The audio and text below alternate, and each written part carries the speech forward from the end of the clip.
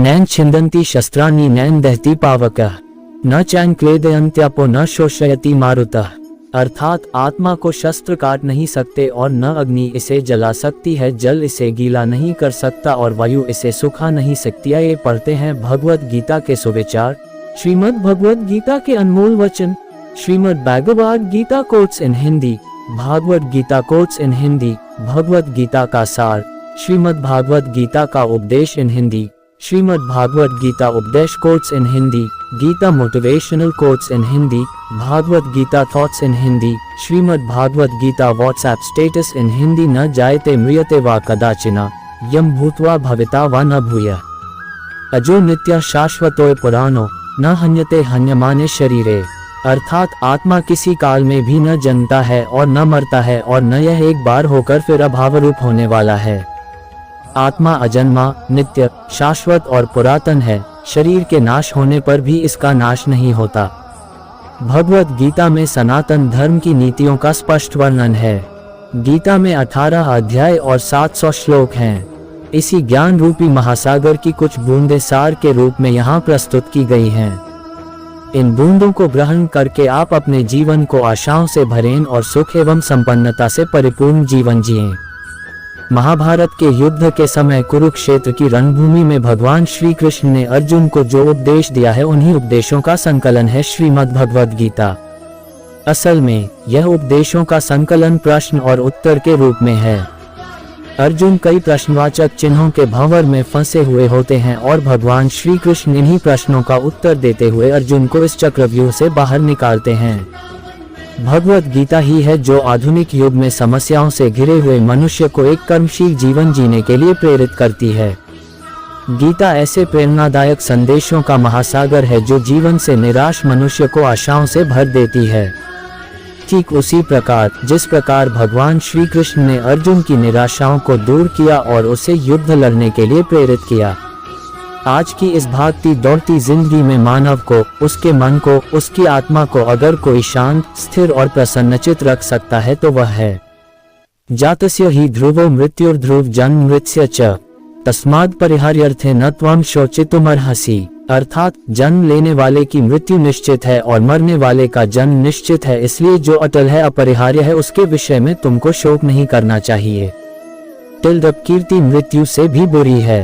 अपने अनिवार्य कार्य करो, क्योंकि वास्तव में कार्य करना निष्क्रियता से बेहतर है। सदैव संदेह करने वाले व्यक्ति के लिए प्रसन्नता ना इस लोक में है ना ही कहीं और। फल की अभिलाषा छोड़कर कर्म करने वाला पुरुष ही अपने जीवन को सफल बनाता है। जो हुआ वह अच्छा हुआ, जो हो रहा है वह अच्छा हो रहा है, जो होगा वो भी अच्छा ही होगा। मेरा तेरा, छोटा बड़ा, अपना पराया, मन से मिटा दो, फिर सब तुम्हारा है और तुम सबके हो।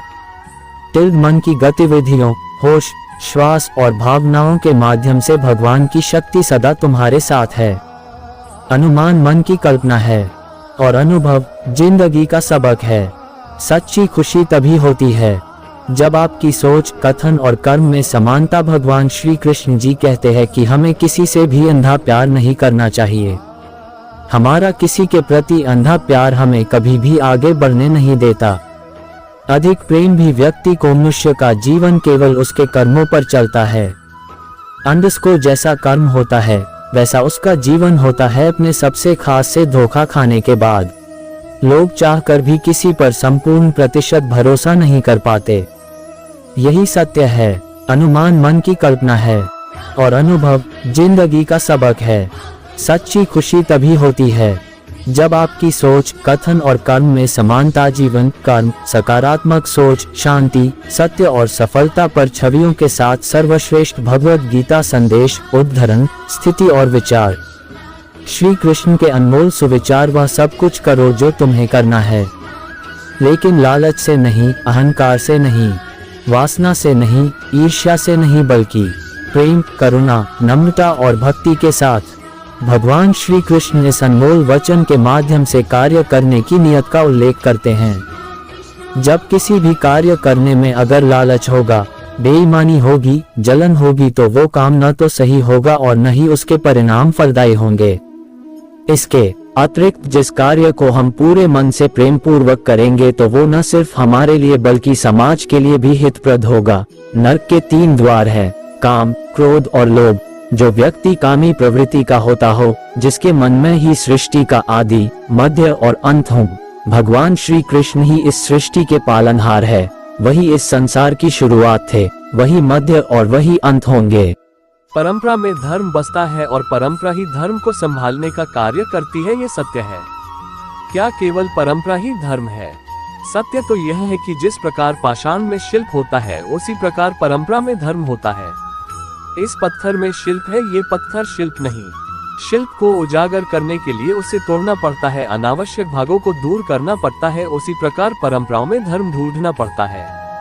जिस प्रकार मेरे कृष्ण द्वारा इंद्र पूजा की परंपरा को तोड़कर गोवर्धन पूजा का धर्म न ढूंढा जाता तो यादवों को उनकी मुक्ति का मार्ग नहीं मिल पाता। अर्थात परंपरा को पुनर्तः छोड़ देने वाला धर्म से वंचित रह जाता है और परंपरा का अंतः अनुकरण करने वाला भी धर्म को प्राप्त नहीं कर पाता। कहते हैं हंस के पास निरक्षीर विवेक होता है, दूध में मिले पानी को छोड़कर केवल दूध ही ग्रहण करता है। तो क्या सच्चा धर्म प्राप्त करने के लिए हृदय में ज्ञान से जन्मा विवेक आवश्यक है? और ऐसे विवेक के बिना जिसे धर्म मान भी लिया जाए जो वास्तव में धर्म न भी हो, ऐसा भी तो हो सकता है। स्वयं विचार कीजिए, जो अविवेकी जिन ब्राह्मणों से द्वेष रखते हैं वे मेरे शत्रु हैं। जो मनुष्य मेरी भावना से ब्राह्मणों की पूजा करते हैं उन्हें संसार में सुख की उपलब्धि होती है और अंत में मेरे धाम के अधिकारी होते हैं। 22 विष्णु भगवान के गुणों का श्रवण और कीर्तन, भगवान का स्मरण, पाद सेवन, पूजन, वंदन, दास्य, सख्या और आत्म समर्पण, यही नवधा भक्ति लिया तो तुमने प्यार को सच्चे अर्थों में जान लिया। 141 राधा राधा जपने से हो जाएगा तेरा उद्धार, क्योंकि यही वही वो नाम है जिससे कृष्ण को प्यार। 142 किसी दूसरे के जीवन के साथ पूर्ण रूप से जीने से बेहतर है कि हम अपने स्वयं के भाग्य के अनुसार अपूर्ण जिए। करुणा द्वारा निर्देशित सभी कार्य ध्यान से करो। 42 सदैव संदेह करने वाले व्यक्ति के लिए प्रसन्नता ना इस लोक में है ना ही कहीं और। 43 किसी और का काम पूर्णता करने से कहीं अच्छा है कि अपना करे, भले ही उससे अपूर्णता का साथ करना पड़े। सबके जीवन में ऐसा प्रसंग अवश्य आता है कि सत्य कहने का निश्चय होता है हृदय में, किंतु मुख से सत्य निकल नहीं पाता। कोई भय मन को घेर लेता है, किसी घटना एवं प्रसंग के विषय में बात करना या स्वयं से कोई भूल हो जाए उसके बारे में कुछ बोलना। क्या ये सत्य है? नहीं, ये तो केवल तथ्य है। अर्थात जैसा हुआ वैसा बोल देना सामान्य सी बात है, किंतु कभी कभी उस तथ्य को बोलते हुए भी भय लगता है। कदाचित किसी दूसरे की भावनाओं का विचार आता है मन में, दूसरे को दुख होगा, ये भय भी शब्दों को रोकता है। तो ये सत्य क्या है? जब भय रहते हुए भी कोई तथ्य बोलता है तो वो सत्य कहलाता है। वास्तव में सत्य कुछ और नहीं, केवल निर्भयता का दूसरा नाम है और निर्भय होने का कोई समय नहीं होता, क्योंकि निर्भयता आत्मा का स्वभाव है। अर्थात प्रत्येक क्षण क्या सत्य बोलने का क्षण नहीं होता। स्वयं विचार कीजिए, आप अकेले आए हैं और अकेले ही जाना है, इसलिए खुद पर भरोसा करो। मेरा तेरा, छोटा बड़ा, अपना पराया मन से मिटा दो, फिर सब तुम्हारा है और तुम सबके हो। क्रोध की अवस्था में भ्रम जन्म लेता है, भ्रम बुद्धि को नष्ट कर देती है और बुद्धि के नष्ट होते ही व्यक्ति का पतन हो जाता है। जीवन में सुख ही सुख है यदि हम आशाओं उम्मीदों का त्याग कर दें। जीवन में आधे दुख का कारण आशाएं बड़ी होना है। उठो, श्री कृष्ण के चरणों का वंदन करो, लज्जा और अभिमान छाड़ दो, मन को निर्विकल्प कर लो और वृत्ति को सावधान करके हरि चरणों का वंदन करो। भटक जाना तय है। नरक के 3 द्वार हैं, काम, क्रोध और लोभ। जो व्यक्ति कामी प्रवृत्ति का होता हो, जिसके मन में लोभ होता है और जो अत्यधिक क्रोधी स्वभाव का होता है, उसके लिए नरक के द्वार सदैव खुले होते हैं। अर्थात ऐसे व्यक्ति को तो सिर्फ नरक में ही जगह मिलती है। इसके अतिरिक्त जिस कार्य को हम पूरे मन से प्रेम पूर्वक करेंगे तो वो न सिर्फ हमारे लिए बल्कि समाज के लिए भी हितप्रद होगा। वह सब कुछ करो जो तुम्हें करना है, लेकिन लालच से नहीं, अहंकार से नहीं, वासना से नहीं, ईर्ष्या से नहीं, बल्कि प्रेम, करुणा, नम्रता और भक्ति के साथ। भगवान श्री कृष्ण इस अनमोल वचन के माध्यम से कार्य करने की नियत का उल्लेख करते हैं।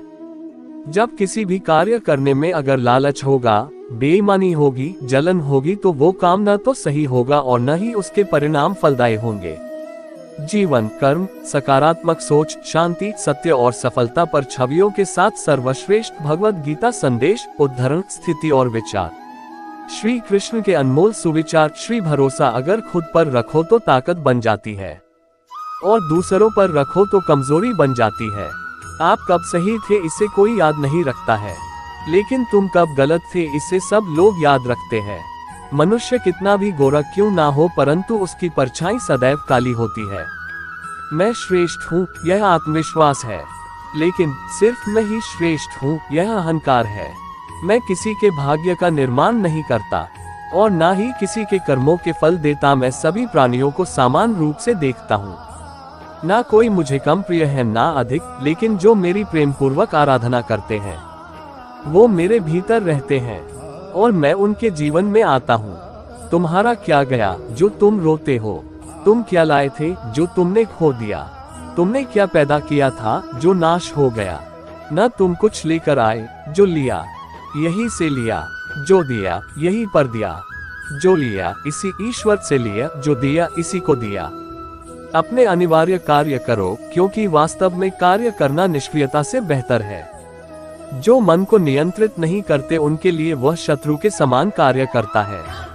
मन की गतिविधियों, होश, श्वास और भावनाओं के माध्यम से भगवान की शक्ति सदा तुम्हारे साथ है और लगातार तुम्हें बस एक साधन की तरह प्रयोग करके सभी कार्य कर रही है। ज्ञानी व्यक्ति ज्ञान और कर्म को एक रूप में देखता है, वही सही मायने में देखता है। क्रोध से भ्रम पैदा होता है, भ्रम से बुद्धि व्यग्र होती है।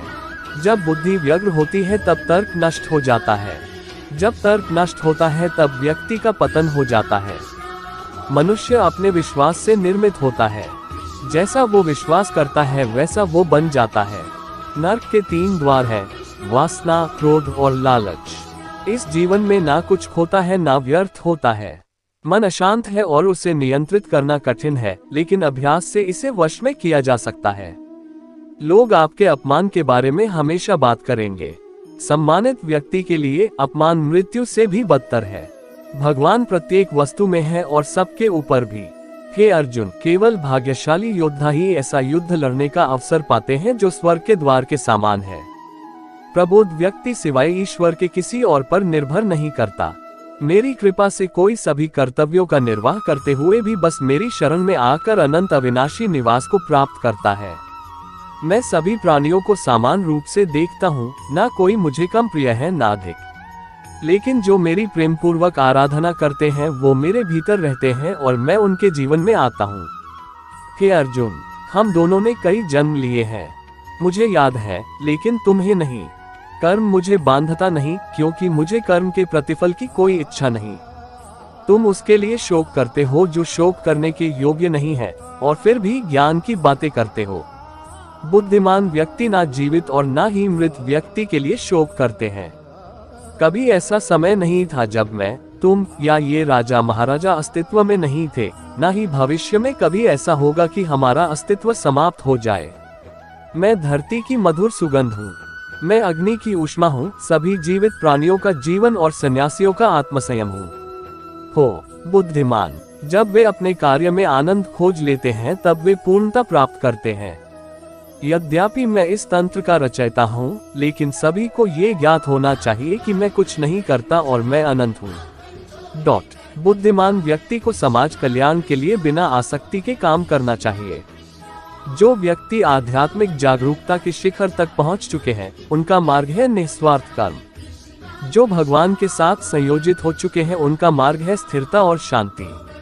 कर्म उसे नहीं बांधता जिसने काम का त्याग कर दिया है। इस संसार में कुछ भी स्थायी नहीं है। संतुष्ट मन इस विश्व का सबसे बड़ा धन है। कर्म किए जाओ, फल की चिंता मत करो। भगवान प्रत्येक वस्तु में, प्रत्येक जीव में मौजूद है।